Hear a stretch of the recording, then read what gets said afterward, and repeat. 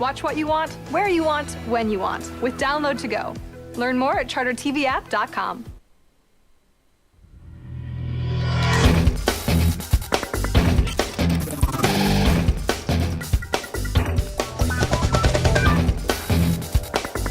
Welcome to Cord Killers, our mission to report the intel from the front lines of the cord-cutting revolution so that you can watch the stuff you love when you want, where you want, on whatever damn device you choose, just like on Charter Cable, Brian. Yeah, man, look, I don't want to say everyone's stealing our bit, but, where did you hear that phrase first, Tom? Seems to me... I think I heard it coming out of one of our mouths.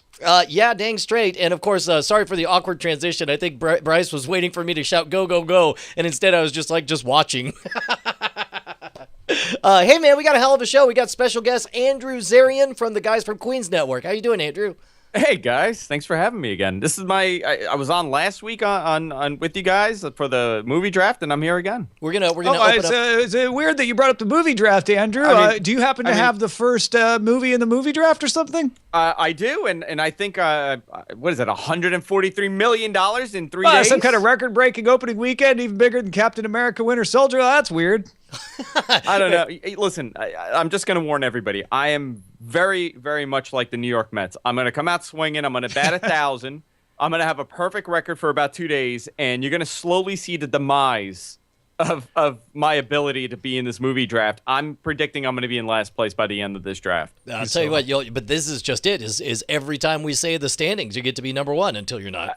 Until I'm not, until and I'm going to use it up. All right, let's get on to our primary target. For the primary target, we've got a bunch of Netflix announcements. So it's all Netflix news, or like we used to call it, frame rate. Netflix confirmed season 4 of House of Cards will come in 2016. Netflix also ordered a supernatural drama called Montauk. It'll be set in the 80s and involve a boy's disappearance and secret government experiments. Both TV Line, Hollywood Reporter, and actually The Wrap as well say Netflix is considering a 13-episode Full House special spinoff called Fuller House, starring Candace Cameron Bure as DJ Tanner and Andrea Barber as Kimmy. And back to reality, Bob Odenkirk and David Cross have officially begun production on a sketch comedy show called With Bob and David, Mr. Show, that will include 4 half-hour episodes and an hour-long making-of special, and Tim and Eric are actually listed as EPs. Yeah, dude, let's go in reverse order because I am giddy about having Bob and David back. I was a tremendous Mr. Show fan back in the day.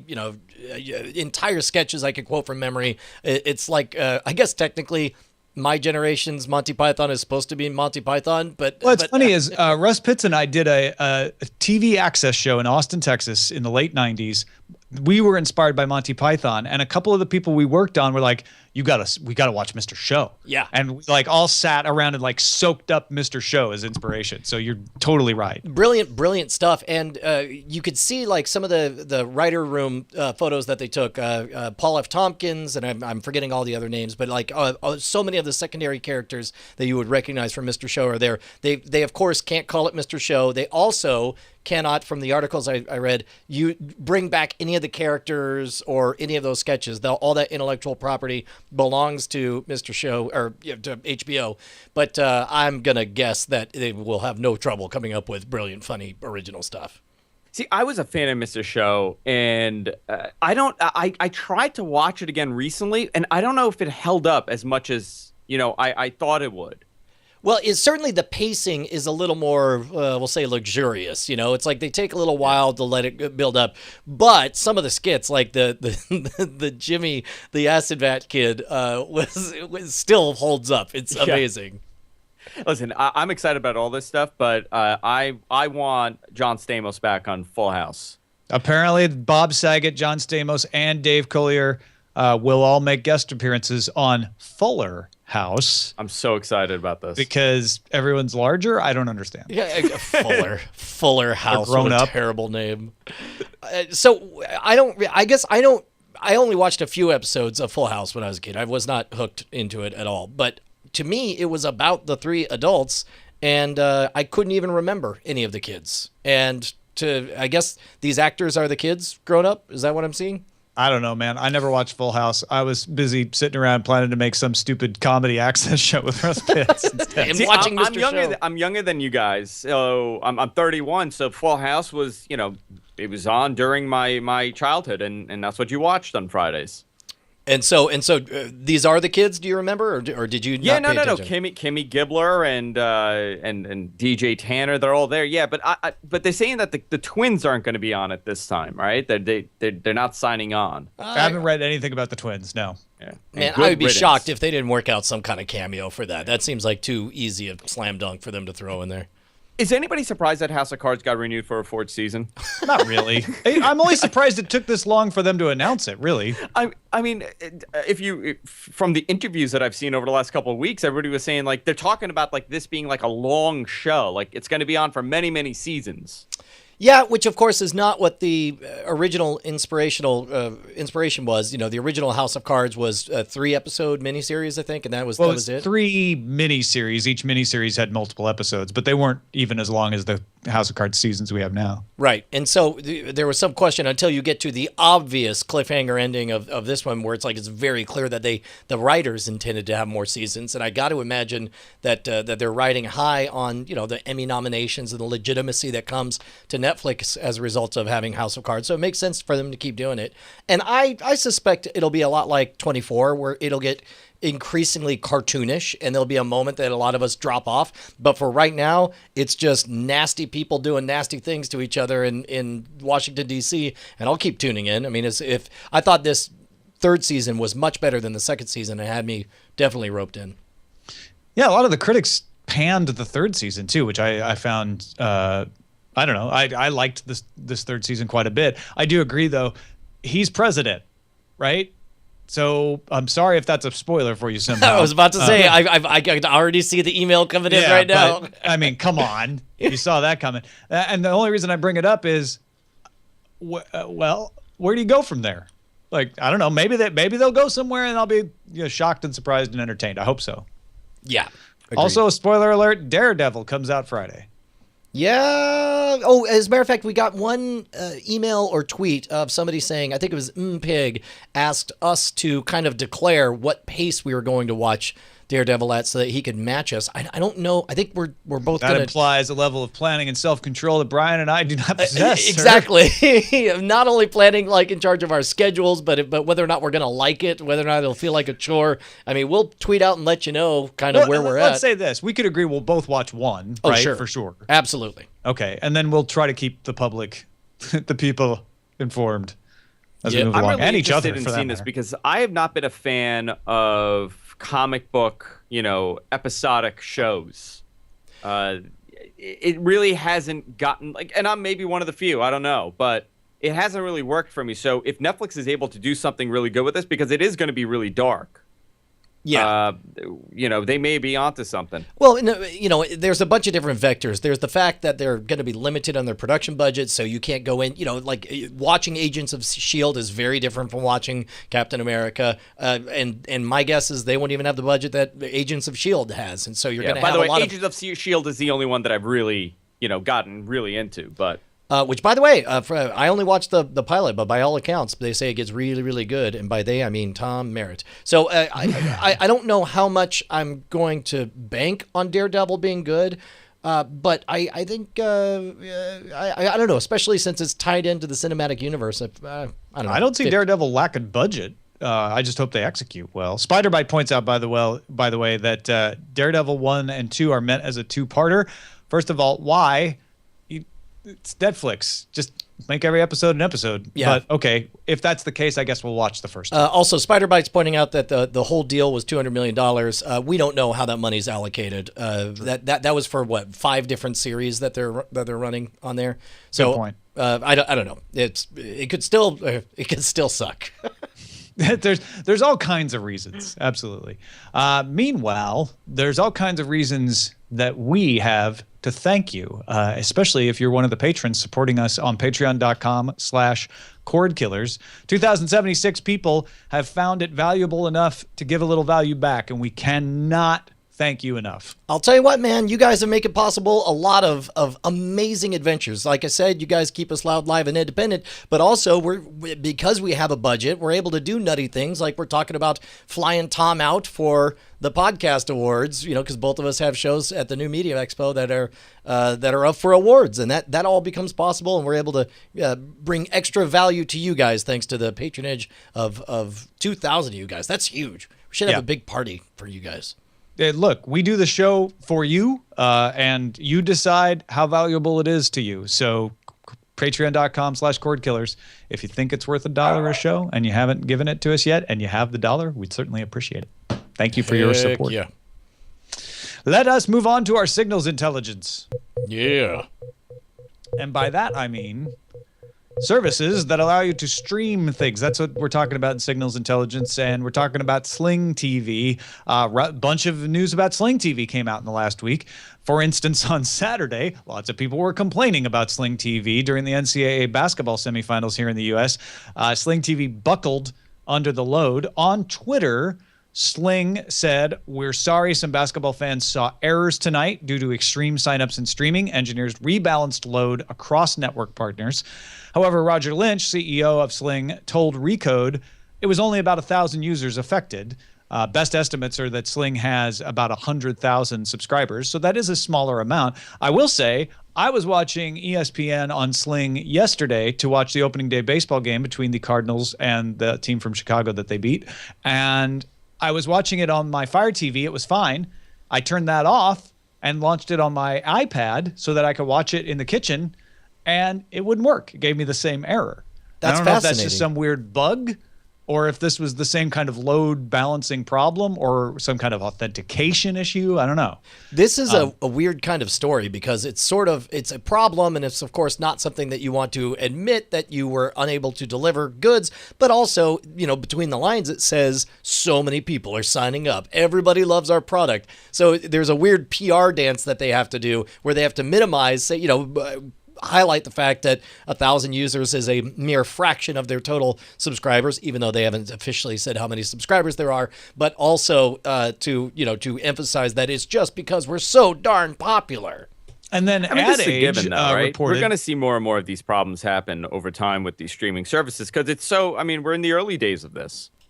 Yeah, absolutely. And we're in the early days of Sling trying to carefully build their audience. As we reported when Sling launched, there were reports. I think Peter Kafka from Recode said that Sling would have to limit the number of people that signed up so as to be able to get deals with the TV networks who didn't want to see this cannibalize their existing cable subscribers. Ad Age puts a number on it. They say that Sling's reported subscriber cap is 2 million. So they've got a ways to go. They've got a lot of breathing room. Dish also finished a deal with Turner for Dish TV, and of course Dish owns Sling, that included the right to sell HBO as part of Sling TV. So whenever HBO finally gets around to launching, which is supposed to happen by next Sunday, Sling will be able to sell HBO for $15 as part of Sling TV, which will be the linear channels that you can watch as they happen, as well as on demand, which I assume means HBO Go. Dish can also sell HBO Now to its subscribers through Dish, the Dish network. And minor point here, Dish World is now rebranding under Sling TV. It'll be called Sling International. So the 200 channels across 18 languages included there will be available for $15 a month to Sling TV subscribers. And likewise, all the Sling TV channels will be available to former Dish World subscribers, now Sling International subscribers. Man, I got to tell you, now that, HBO on there, like what's left? What's left for me to be, I guess some of the esoteric, the ESPN basically is the only thing that you don't get on Sling, right? No, you get ESPN. Oh, no, I'm sorry. That's It's the other big one. deal. Yeah, That's sorry. its major attraction. Yeah, sorry. It was the two different services that I mixed up. Sorry. I guess I'm going to cancel cable this month. I'm out. Okay, here's the thing, though. You cannot DVR stuff with Sling. Some of the channels give you 3-day catch-up. Some of them don't. Some of them give you on-demand access. Some of them don't. So for things like Walking Dead and Better Call Saul, you have to watch them live, or you have to go to something like iTunes and pay to get them later? You clear up a lot of budget when you go from $99 a month down to $45 a month. And you can buy a lot of episodes. Like, it's awesome to be able to just click, play. Sometimes I'll buy the standard def version. I mean, I'm not thrilled about buying them and having a library in a DRM format and all that stuff that's tied to Amazon. However, but like, I will never cross over that total cable budget buying it piecemeal. But I'm sure there are people who will. HBO through Sling or HBO Now, Andrew Zarian? Which one appeals to you more? You know what? It's tough, but I would go with Sling really if I'm going with HBO. And this is it's interesting here. So you brought up the fact that Dish World is being rebranded as Sling International. Does a 2 million cap also cover the international numbers, or is it 2 million domestic? Because if we're talking international, that's not a lot. Totally guessing is that if Sling International subscribers only have the international channels, they won't count against that cap. But as soon as they add any of the packages from Sling TV, then they would count. I think it's basically saying, like, do 2 million people have access to AMC? Then now we have a problem. By the time they get to 2 million, though, don't you think the conversation will have changed? Oh, absolutely. And I hope so. I'm wondering the purpose of the 2 million cap. Is that just probably a term of all the different partners that they're working with? They have to come. The partners say, oh, as long as you don't have more than this many people sign up, we'll let you license it. But above that amount, we feel like it's threatening to cannibalize our other services. That's great, though. I mean, as long as I am really impressed with how smooth the complete rebranding, the launch of, Sling TV has been, and it's got this generally, like, the story. We've talked about some of the difficulties, little bits and pieces aren't available, but the message is still clear. You can give up cable and watch everything online with Sling TV, and as long as they can keep that a true statement, I think that this will become the must-have service for cord cutters. All right, or cord killers. Let's gear up. Indeed, because we actually have real gear to announce. New Rokus. The new Rokus are here. The new Rokus are here. These are the things that we were seeing in those FCC filings recently. One of them is a Roku 3. Now, the Roku 3 hardware stays the same, but there's a new remote with voice search. That price is $99. The Roku 2, as we expected, has identical hardware to the Roku 3. The only difference is no voice search remote. You get a different remote, but it's only $69, so it's comparable with the new reduced-priced Apple TV. New software being added to both these and older Roku 3s is Roku Feed, which means you can enter the name of a movie, and the feed will let you know when it becomes available on a streaming service. If it's already at a streaming service, it'll just tell you. But let's say you want to watch Furious 7 when it comes out on a streaming service. You can type it in right now and follow it, essentially. And the Roku smartphone app got an update. It has the voice search. So if you buy the Roku 2 for $69, you can still do the voice search through the app. Dude, this is getting closer and closer to passing. I mean, it already does for a lot of people, but I mean, this is that ease of use, that interface, that thing that makes it automatic to where you don't have to hunt things down in any kind of tedious way. I think it's smart for them to. It makes me happy to see more voice search. I know that you're not as big a fan of it as I am, but with the kids, I just want them to be able to just ask for what they want and not bother me. See, I'm a fan of voice search when it works. I have a Amazon Fire, and it only searches Amazon and I guess like IMDb. It won't search it on Netflix or Hulu, and that kind of defeats the purpose for me whenever I want to find something on Netflix, and I'm talking to my remote. This is great. Both the hardware is the same, so you're really not losing out. You're not compromising anything when it comes to the performance of the device. And I guess this is the direction we're going to go, right? The hardware is going to stay the same on these devices, but you're going to get a couple extra features with the bigger and better one. Yeah, dude, $30 for voice is so worth it in my opinion. Oh, That's so many thousands, tens of thousands of clicks and lefts and rights and spellings that you don't have to do. And don't forget, you can do it on the app unless that bugs you. I think $30 is still worth it to not have to do it on the app, pull out your phone, etc. And my only question would be, does it actually recognize as well as the Fire TV? Because my quibble with the Fire TV voice search is what Andrew said about it being limited to what it actually searches right now. Roku's voice search is just going to do what Roku Search does, which is, hey, you've installed these apps, we'll search across those apps and tell you where your stuff is. That's exactly what I want. Yeah. Nope. I'm down with it. I agree. Well then, Brian, there's only one thing left to do, and that's buy a watch that can light me a cigarette. What? That's preposterous. That would be some kind of revolutionary watch that would transform the lives of millions of people all over. I guess we would, if we were to create such a thing, it would be called the Arson Watch, and it would be available at scamstuff.com. We put together this this parody ad. Bryce nailed it. If you could show just a few, jump to the middle in here. I think it came out great. There we go. Oh, we can't hear it yet, but you're right. There we go. Not only does the Arson Watch have a fully functional time plate, it has pictures of smaller other time plates. I wanted to do something unbelievable. So at any rate, with it's the Arson it really does. It's got a refillable butane lighter built in. You click a button and you feel like James Bond. It's pretty amazing. We lit a lot of stuff on fire making this ad. Don't light things on fire at home. Yeah. As we say in the ad, you could do anything with the Arson Watch except arson. That's illegal. That's illegal. Scamstuff.com. People really seem to dig it. It's only $15 unless you get the white platinum blessed edition, which is $10,000. Wait, $15? It's only $15 Yeah. for real? Yeah, yeah. I don't think I put that together in my head before. Yeah, you heard $14.95 and you were thinking like a new MacBook, but I no, was thinking it's- $1,495. Yeah. No, it's $15, and Nice. pick one up. They're fun. Do we know All right, if let anybody us, has?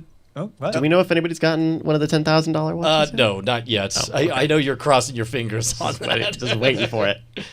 Neshcom wants a new pair of shoes. Yeah. Let's move on to the front lines. Front lines. George R.R. Martin is developing a second HBO series called Captain Cosmos, which will tell the story of a visionary sci-fi writer in 1949. Given that George R.R. Martin is not your bitch, how excited are you about this, Andrew Zarian? I'm really excited because I'm a big fan of the Isaac Asimov stuff. So it's anything, kind of similar to that kind of concept of sci-fi writing from the 20th century, early to mid 20th century. I'm a big fan of that. Also, he did a great job of doggone it. What's the anthology he edited? Rogues? No, it was He like had its anthologies all the time. superheroes. It was basically like Watchmen in that universe. Somebody's Wild Cards. Thank you very much, J.C. Calhoun. Wild Cards. Yeah, Yeah, yeah. He did great. I really enjoyed Wild Cards, and you know what? The TV show seems like it's on rails and is just going to keep making me happy. So I don't care how long the books take. And it said his next book's coming out in 2016. So there you go. Right on, man. HBO's Twitter account began replying to tweets from people who said they would pay for an internet-only HBO subscription and often use the hashtag HBO Take My Money. Some of the tweets are as old as 2012. Is this an effective use of the HBO's social media manager's time? So basically, somebody at some meeting says, hey, we're finally giving people what they want, so we got to get the word out. And they're like, well, what's the best way to do that? I don't know. How about we individually knock on each Twitter user's door and tell them the news? I'd ask them to DM you. Yeah, that's pretty weird. That's a roundabout It's way. kind of great, and yet kind of I don't know. I mean, it's certainly like the personal outreach. I'd be impressed if I had done that, which I didn't. I wonder if they're DMing like early access codes or something. Oh, I want to know who the PR person is that came up with this idea to contact people from 3 years ago.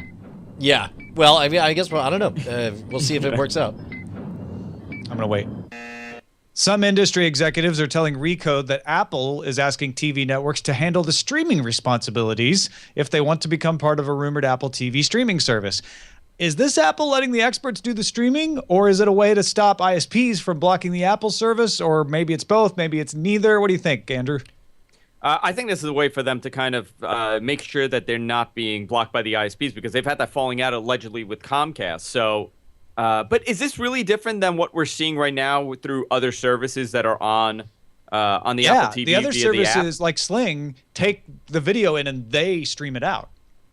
Yeah, so Sling is doing it. So Apple really has no responsibility in that sense. I guess this is more in line with them being a streaming service and a streaming provider and a content provider rather than having applications and letting them This is handle Apple the bandwidth. pushing the bandwidth cost that Sling incurs off on the channels that want to be part of Apple's service. It's genius.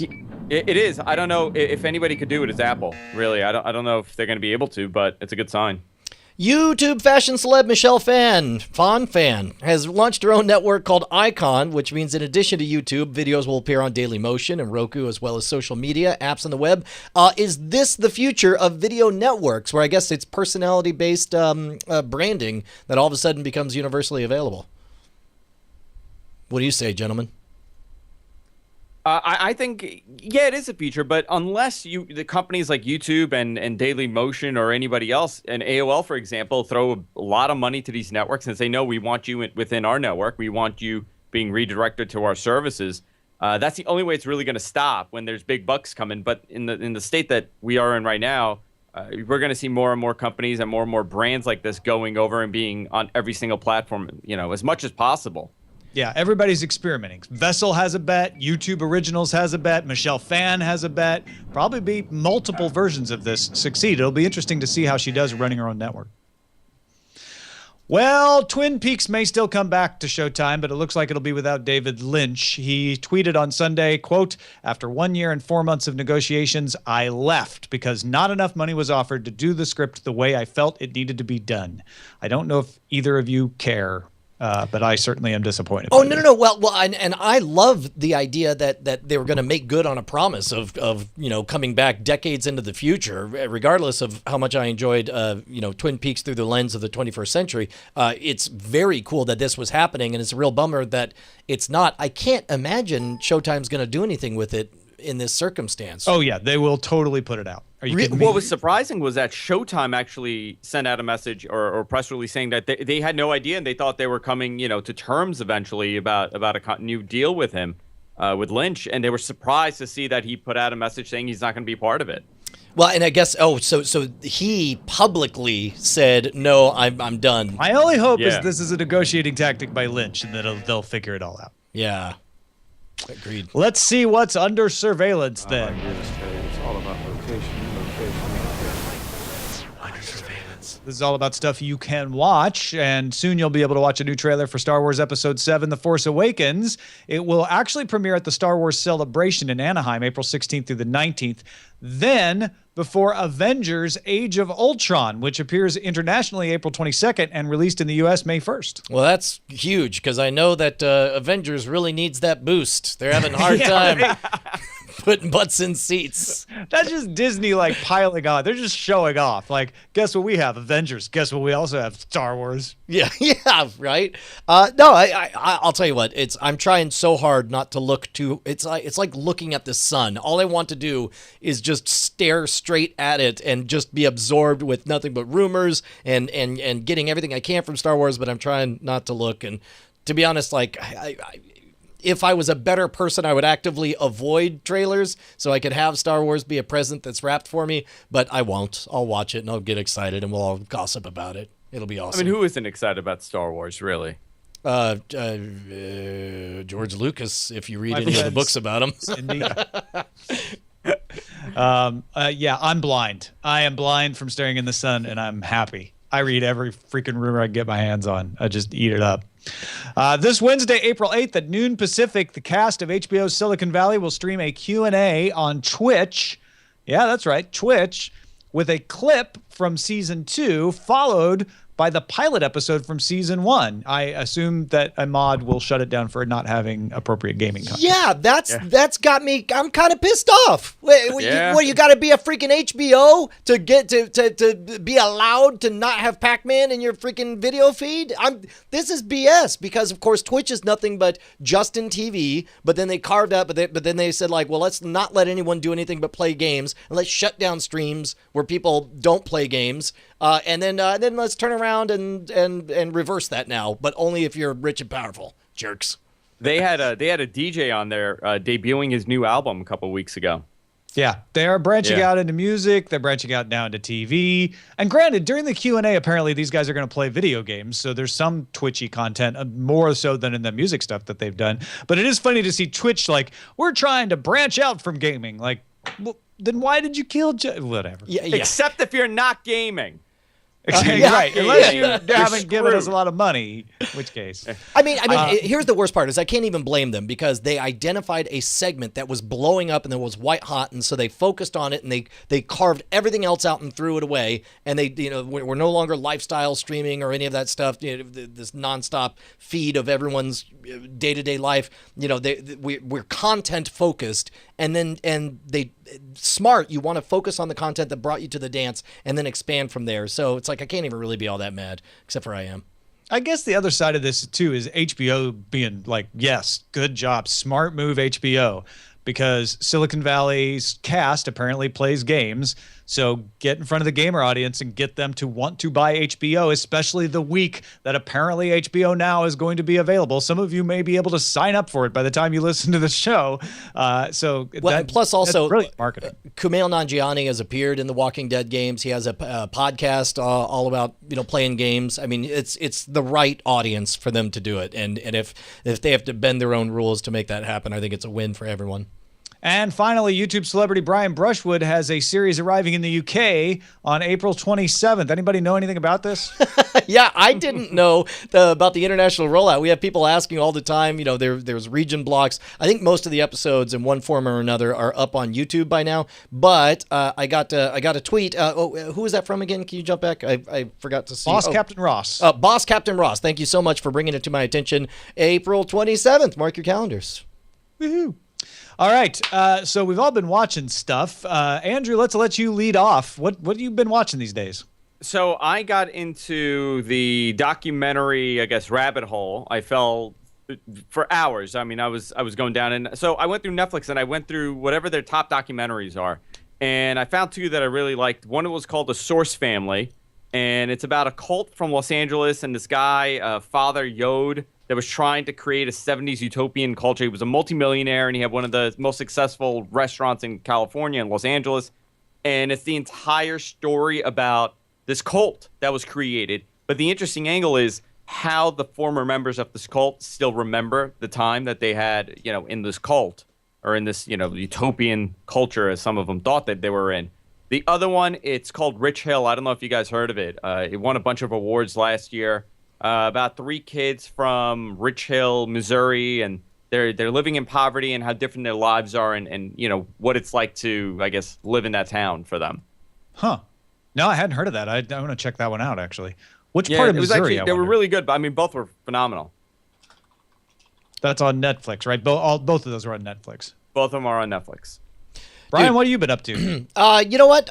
Watch Better Call Saul. We'll talk about that in spoiler in time. I did watch the Walking Dead finale. Really excited to talk to you guys about that. The kids discovered on their own the new Inspector Gadget on Netflix, and it was kind of adorable because they're absorbed in it. I'm like, hey, what you watch? You're like, oh, it's this new show, Inspector Gadget. And I was like, yeah, well, your sister, Penelope, we named her that partly because we dug the character Penny from the show. And she's like, but it's new from Netflix, Dad. How could you possibly have known that? Right. And so we had to explain all that. But I'm only seeing bits and pieces of it. But it looks like the heart of what I dug as a kid about Inspector Gadget is alive and well. They had a nephew to Dr. Claw to have a face that you can see. And somebody sent me last night a link to the first ever episode of The Price is Right. I tweeted out they did their April Fool's prank was that they introduced Drew Carey and Bob Barker walked out, and it was utterly adorable. He's like 90 now, and he did well. He actually hosted. What improvising and making he hasn't lost a jokes. beat. It was great. And somebody sent me the first ever episode complete with the original ads, and it's amazing. You see Bob Barker trying to almost apologetically explain, this is the new Price is Right. Don't freak out, guys. We got new, and it's just to see how shabby the sets are and how it started. It's hypnotic. I was electrified, and you could tell from the reactions that they knew that they, like, that pilot episode, it was clear that they tapped into something primal, and the excitement that you get, like, it's amazing. It's like watching. But he said this is the new Price is Right. Had there been a previous version? Sure. Different rules. Yeah. If you go back to the black and white days, totally different game, structured, Gotcha. same players the entire time. This is where they broke it down, and they have to explain the concept of the showcase showdown. And is before is like each person leaves, and he's like, "You might be back for the showcase at the thing we're doing at the end." Don't forget. Like they didn't Interesting. even know. It's awesome. Well, I've been watching Last Man on Earth, and I've been watching it pretty much exclusively on Hulu. It's kind of because they're shorter. I really have enjoyed the way they've gone with it in the early part, and I'm not going to get spoilery. However, this last couple episodes, and when I felt this before, usually the next episode has been a twist. The last couple episodes have felt like I'm starting to tread water a little bit, and there hasn't been a twist. So, and I haven't watched the most recent ones that just came out, so I'm hoping there's something there. Of course, Better Call Saul. Agents of S.H.I.E.L.D. is doing good. It's not as good as it was at its pinnacle of last season, but I am definitely still interested, and I'll keep watching that one. Flash and Arrow, in fact, Flash even more so right now, really killing it. And I got back on the Shield horse, and I'm glad I did. I got thoughts on that for spoiler in time. And the premiere of Mad Men, the last few episodes, the mid-season premiere, if you will, of Mad Men was yesterday. And not anything shocking, but if you like Mad Men, it was great. It was a very Mad Men episode. Right on. So we should point out that we did the movie draft, the summer movie draft, last week on Night Attack, and we'll talk about that in spoiler in time. But a little sneak preview, we did have our first release, which was Andrew Zarian's Furious 7, which 140 million. blew away expectations. Amazing opening weekend. Obviously a good buy for him. And some people like the insider wonky talk for the movie draft. Other people don't. So we're going to move that to spoiler in time moving forward. So you'll get all of your chat in there. And, But next week's movie is The Longest Ride with Team Cord Killers, which is not me and Brian. yeah, that's right. It's but Malengo is and in Christy fact, Cates. Malengo and Christy Cates. So best of luck, you guys. Yeah, right on. Shall we move to some dispatches? They're from the front, I hear. Yes, indeed, we should.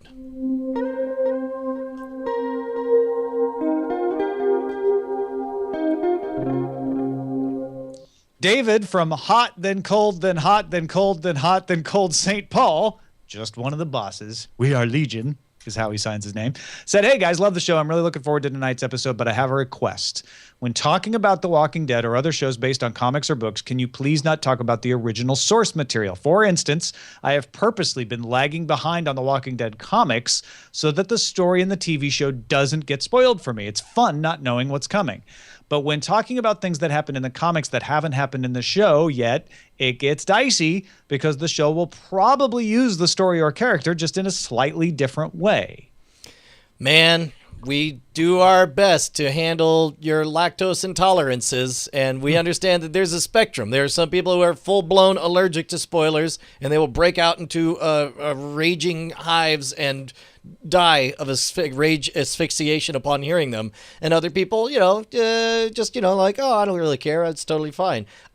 We will continue to do our best to loudly, warn you when we're getting into that kind of territory. But I can't see us just refusing to mention other sources or other books or other things that we know. I mean, we can't unknow that stuff, Tom, right? We can't. And you're right. It's all about what the line is. I mean, on the one side, we could say, we'll never mention anything from the books, and then we might accidentally allude to something from the books, like unintentionally.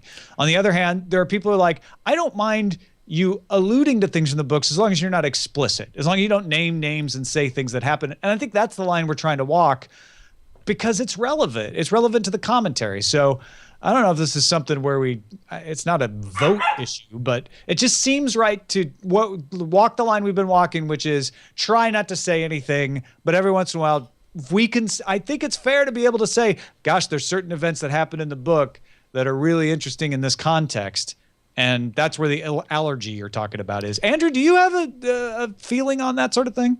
Yeah, you guys are going to think I'm sick. I love spoilers, and I love knowing what's going to happen before I watch a show. I read the entire spoiler to season 3 of House of Cards before I watched it. Oh, that's awesome. It's like this weird thing where I have to know. That's great. And so does it set your expectations? Like, you want to know that you're not getting suckered. Like, you don't want to have a disappointing gut punch moment of like, well, this sucks. What did I go with this? And now this thing's surprising me in a bad way. Yeah, like I like to read what happened, and then when I actually see it on TV, I think to myself, wow, that's actually interesting how they did that. Yeah, so, man, that's so weird because, like, for It's example... really weird. My wife hates it because I'll ruin stuff for her, too. I'll be like, oh, are you at the part where Susie dies? And she's like, no, I'm not. I haven't seen that yet. Thanks. By the way, you just freaked out somebody who thinks there's a character named Susie who dies in something. There's no Susie, I swear. Well, if you think about it, like, we were all raised as kids in kind of a spoiler-saturated world. You know, we all went to Return of the Jedi already knowing who the Ewoks were. We went in, you know, because of action figures. You know, we went into G.I. Joe when they introduced Sergeant Slaughter already having his toy and knowing what was expected of us. I don't know. That's fascinating that you just embrace that. I think that's maybe I'll try that for a while. Well, and there's an argument that we're doing it, people like Andrew and Dark Redeemer is the same way in the chat room, a disservice when we don't allude to these other things because it's content they wouldn't mind hearing about. In fact, Dark Redeemer says he watches Spoiler in Time and has never watched The Shield, but listens to me spoil every episode every week. Well, and it's interesting, I'm not alone. You know, we're in a world where there's so many different mediums. Like, for example, Hitchhiker's Guide to the Galaxy. A lot of people don't know that it was originally written as a radio drama. And then they decided, how do we take this radio drama and make it into a book? So they reread it, and obviously things changed in the book. And then, then they made it from a TV show, and then they made it from a movie. And each one they're all different echoes of the same song, right? They're covers in different ways. And in that regard, it's significant if you love that song, the fact that you could talk about, Come Together by the Beatles is, of course, the first, but then Aerosmith covered it and they did this little thing. It's like, it's not wrong to talk about Aerosmith's cover and what's different and what. And Whoa, Brian. Spoiler alerts. Aerosmith did a cover of Aerosmith's a band? No! No, it's funny. We have three various perspectives here because I'm somewhere in between you and Andrew. I would never go read all of the House of Cards episode descriptions before watching it, but I don't like I said, I'm out there looking at all the Force Awakens rumors because that's part of the fun for me is like trying to guess what's going to happen and putting together the pieces and then watching it and go, they were right about that, but we didn't see that coming.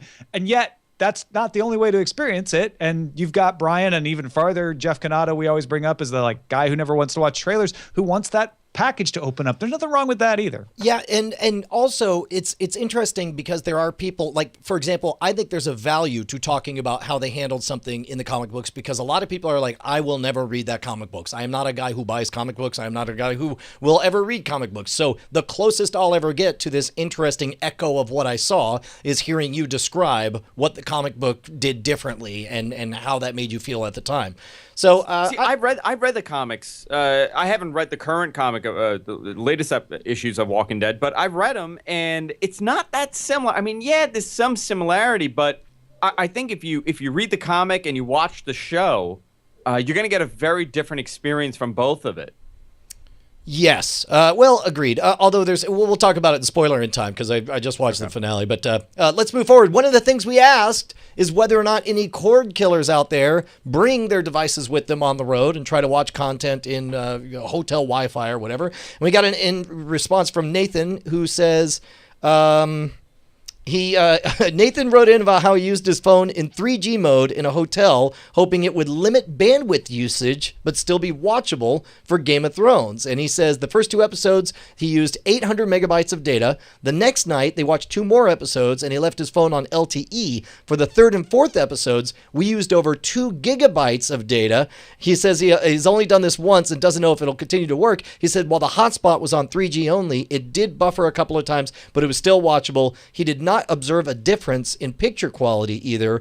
So it worked great. It does require 2 devices, but if you travel with a tablet or a spouse, you would have that anyway. Thank you very much, Nathan, for that. And then quite Scott impressive, London actually. uses his Chromecast mostly for music, so it's less bandwidth intensive. But he says, for me, the biggest problem I've found with using the Chromecast in hotels is a lack of HDMI ports on TVs. Maybe it's different in the US, or maybe it says something about the hotels I stay in, but I'd say about 60 to 70% of the hotel TVs I've come across in the last few years didn't have an HDMI port. We got a number of people talking about, of course, the story that started it was, is it the Roku that now allows, no, Chromecast allows It was you to Fire go. TV Stick.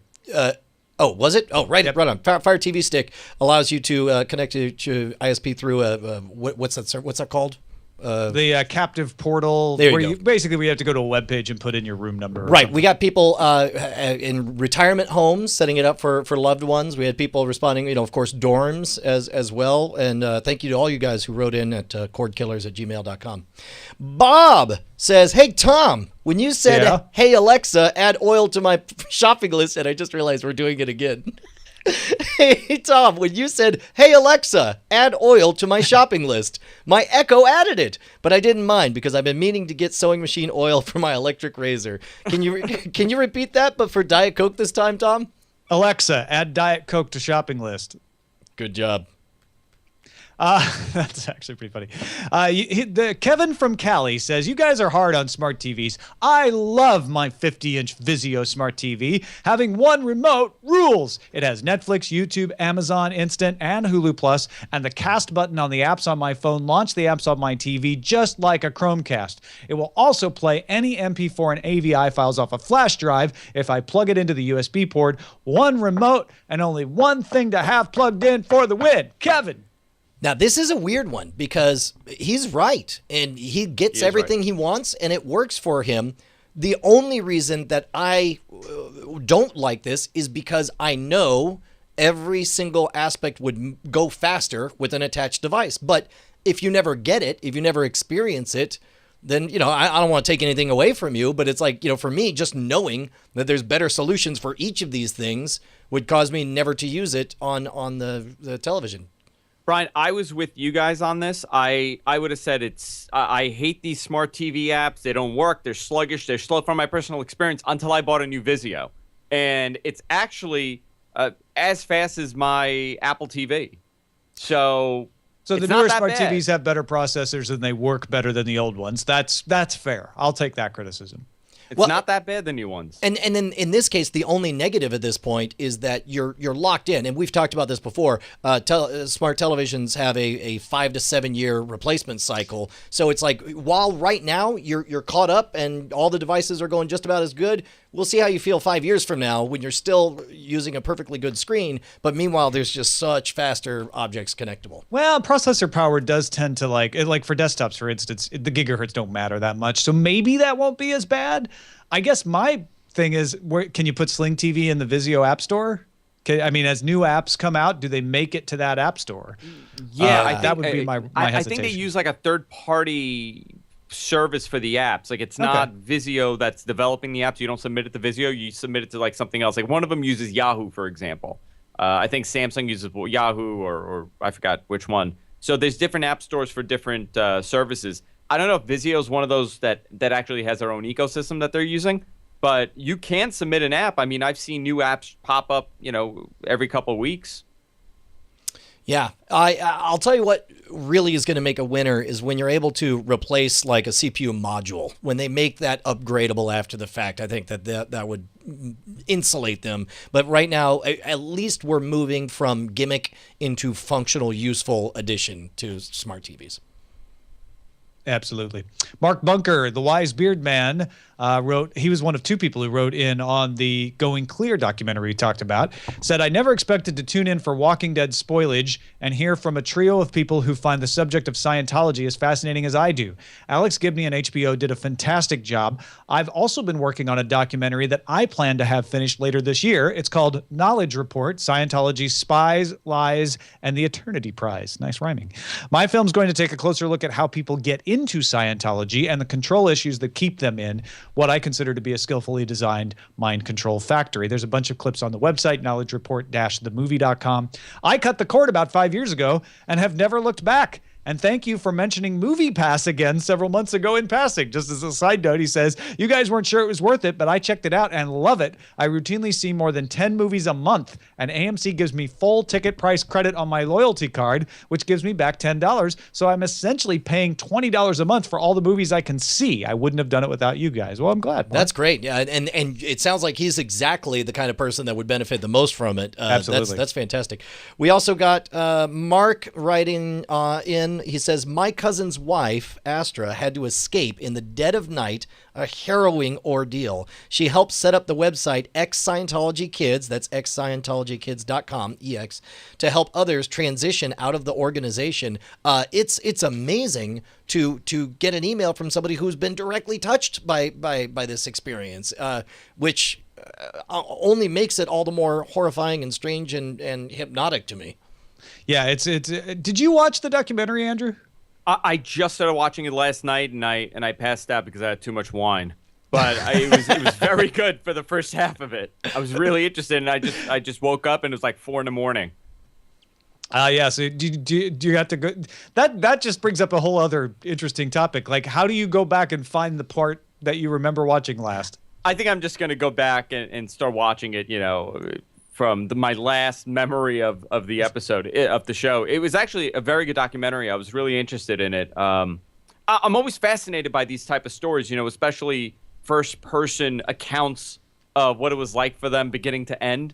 And HBO did a great job with this. Very well produced. Yeah, we talked about it in Spoiler in Time, but there's a number of fascinating, important stories that just got cut, and I believe the director said that there's a 4-hour cut of this movie that will never see the light of day because like this was too much exposure from lawsuits or this they couldn't do because they didn't have a firsthand account of somebody telling their personal story. But there's if you liked the documentary, it's worth it to just Google a number of the websites that will take you down the rabbit hole. And of course, Inside Scientology, I found to be a riveting read as well.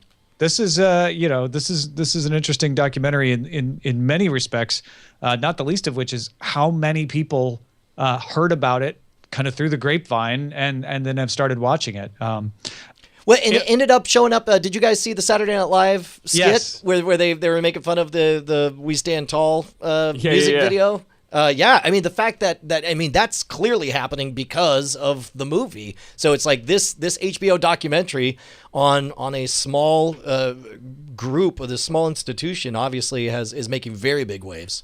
I also think it's interesting that Scientology came out, swinging to the point that it caused even more of an uproar about this documentary. I think a lot of these news outlets would not have picked it up if it didn't have such a negative and loud reaction from the church. Well, and that was the brilliant part of the documentary for me, was the fact that they emphasized so heavily on these are their tactics, this is their playbook, this is how they handle everything. They come out swinging and they find whatever dirt they can, and and once you've seen that, all of a sudden it totally diffuses. It takes the wind out of all of their attacks because you're like, oh yeah, you're doing that thing that the documentary said you would. I guess that documentary is even more credible to me now.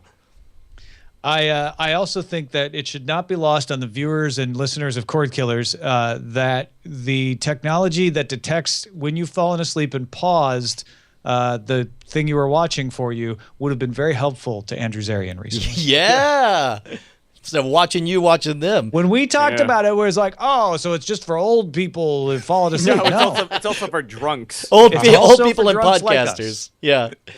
Hey, Andrew, where can we see more of your lovely face? The GFK Network. I'm on there every single day. We have a different show, everything from technology. I do a tech show called What the Tech with Paul Thurrott, where we talk about Windows and everything else happening in tech. And Mat Men, I do it's a pro wrestling show.